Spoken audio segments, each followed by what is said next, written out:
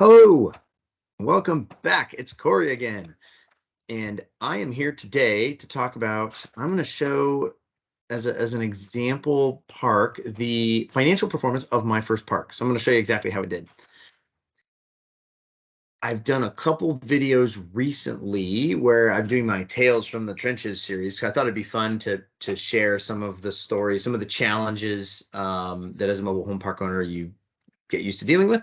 But it did occur to me too that you might look at those and say, well, then if all this stuff's going on, why the heck would you invest in a mobile home park? There's a lot of reasons why. The tenants own the home versus an apartment building or something, so that the tenants tend to stay longer because they're invested, they're partners with you. They're a home, they own the home, you own the land, you're in it together. If you have the right kind of tenants, good tenants, then they want that you both have a vested interest in the property being nice and the property being taken care of. If the You don't get leaky faucet calls in the middle of the night because it's not your faucet, it's their faucet.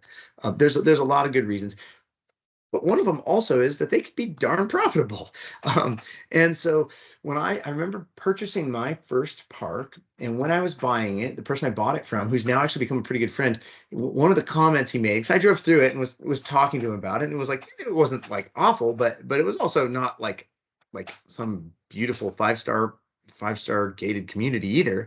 And his comment that he made was, yeah, it looks better on a spreadsheet than in person. And he was right.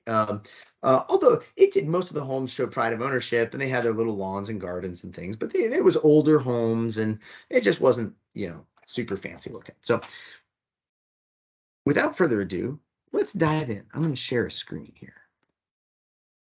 Window. Hang on one second. Here we are.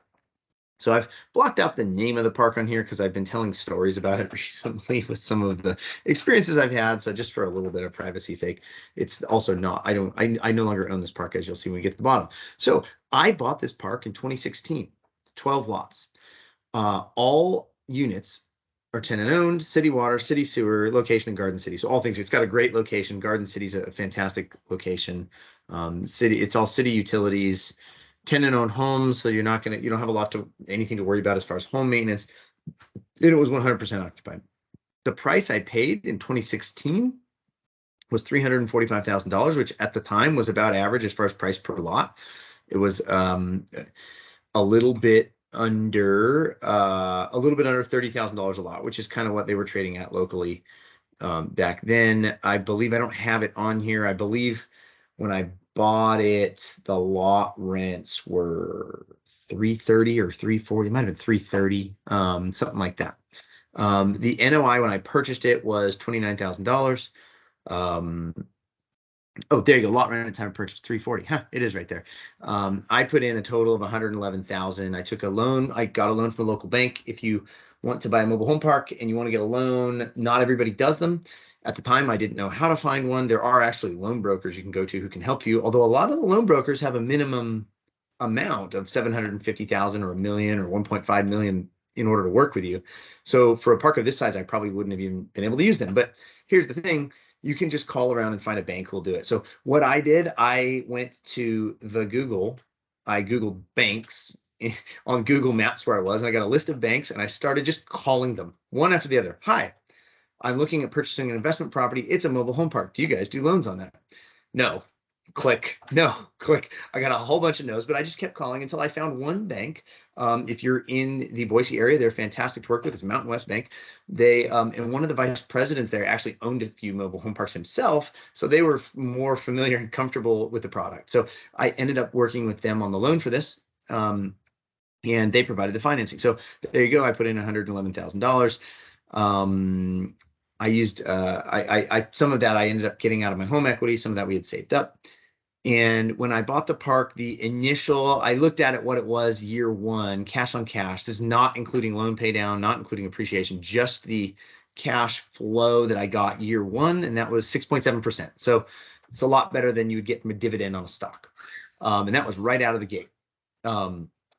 So then what did we do? We teamed with professional management. It was not professional managed at the time. It was there was just some dude who lived in another mobile home park nearby that was managing it for the other owner. So we got the professional management company, Raynas RPM. Julie over there, if you're in Garden City and you have a mobile home park, they're fantastic also. So we got them to come in and start managing it. So they did a fantastic job. We installed individual water meters to bill back water based on usage. That's a huge value add. So that we did kind of instead of raising rent that first year. And what that does is it eliminates or mostly eliminates your water bill, which is the biggest expense on the line. And at the same time, it gives the tenants control over their water expense versus if you just raise the rent to cover that expense, you have to raise it so much to cover it. Whereas once the tenants start having to pay for it, well, they might fix that leaky faucet. They might not leave the hose running. The water usage goes way down. You can see it in the bill. So it's actually, it doesn't cost them as much as it saves you. So it's actually a win-win, and it gives the tenants control. The guy who wants to have, just gravel and nice flowers doesn't have to pay as much as the person with a bright green lawn who's using a bunch of water, and they can both make that decision based on how much they want to pay for the water bill. So it's great. So we set that up with individual water meters and build back. I didn't know about Metron meters at the time, but nowadays we use Metron. These were just, you walk around and read them, meters. And then we brought rents up over time. In hindsight, I could have raised them faster actually than I did. We didn't do very big bumps, but I think the biggest one we might have done $30 or $40 once, but other than that, I mean, it was like $15 and $20 increases we were doing every year. They were not significant increases, but they add up over time. And the previous tales from the trenches that I did, I had 2 episodes on unit number 9 where we replaced a dilapidated unit with a nice one, which is what you can see in the picture here, the nice unit with the lawn, to bring it back up to full occupancy. And we did spring cleanups where we'd have a dumpster and the tenants could get together and an opportunity to clean out stuff, and it kind of increased pride of ownership. So we would do those every year, and that's what we did. None of it was rocket science. And then also, I should say I can't take credit for everything because the market, this was also a really good time to have invested. The cap rates compressed. So even having done nothing, the value would have gone up. But we also, we got the NOI up to not quite double, but it was I think we were up around 50 at the time that we sold it. So from 30 to 50. So that's a $20,000. That's a 67% increase in NOI. So that right there would have increased the value of the property by 67%. So so by 2/3. So even just that, we still would have had a fantastic result. Maybe not quite as good, but so here's where we ended up. What we did is first, I didn't want to sell the park because once it was running, it was just so darn easy. I never heard anything about it. A check just showed up every month. I spent maybe an hour a month on it, and that's because I like to nerd out over, plugging in the expenses and tracking and paying attention to stuff. I honestly like it. I probably could have done that quicker, but I spent about an hour a month. That's all I spent on it. The property manager took care of everything. She was very good at knowing the big things where she needed to call and get my attention. I mean, there were times I spent more when we were replacing units and things and dealing with a few issues that popped up from time to time. But most months it was like an hour, maybe 2. And the checks just showed up. It was great. So I did not want to sell this. I love this park. But the value went up. So I got it appraised in 2020. It appraised for $720,000, which was sweet. And so what I did is I did a cash out refinance, which is cool. I got to keep the park and I got a big chunk of money out that I could go use to buy another park. Yes. So I did a $400,000 cash out refinance, which paid off the original loan and ended up giving me $212,000, a check for $212,000. So we now have a loan we now had at that point had a loan for 400, and I had a check for 212, which I then turned around and used to go buy another park. It's a pretty sweet deal. And so I know some people will say that Fannie Mae and Freddie Mac are the only ways to do it. And so it's got to be a paved park with 50 pads or more, city water, sewer, grade A mobile home park. It's actually not true. It's harder, but you can find there are banks will do it. This bank did it. I'm working with another bank right now that'll do it. So you can do it on smaller parks. You just have to find the right bank. And the bank, and the bank, I don't know that they would do this for everyone, but I developed a very good relationship with them. I know them by on their I know the people there on their first name. I've got my business accounts there. We transferred all our personal accounts to this bank because they worked with us so much on they worked with us just over the years on these things. And so I knew them well enough that they were willing to do this. So it's important to get to know bankers, and they can really do some good options as long as they trust that you have their best interest at heart too, right? And that you're going to pay this thing no matter what, come rain or shine, right? This is the first thing that is on your list to pay. And it should be. They're making all this possible. So relationship with bankers is huge. Um, so then the lot rents at this point were 430. We even this 430 in 2020 was way under. I know several other parks now that are approaching 700 in the area, and at the time they were up in the sixes. So I didn't raise rents as nearly as fast as I could have. But even at 430, that was that at 430 and plus billing back the water, that bumped the 2019 NOI to 45. And like I said, when we sold in 21, I think we were at close to 50. Projected. So after we refinance, obviously the cash flow does go down because you just got a check for $212,000. Now you have a bigger loan you have to service, but it was still cash flowing about back to what it was more or less when I bought it. And we got not only all our money out, we got like double our money out, and we got almost double our money out, and it went back to the original cash flow. So we still have the asset.